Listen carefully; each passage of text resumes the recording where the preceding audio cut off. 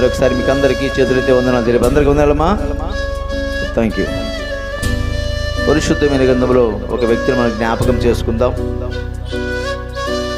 ఆ వ్యక్తిని ఆయన్నే ఎందుకు రాజుగా చేశాడు, ఆయన్నే ఎందుకు మంచిగా అద్భుత రీతిగా పరిపాలించేవాడిగా ఎన్నుకున్నాడు అనే విషయాన్ని బట్టి జ్ఞాపకం చేసుకుందాం.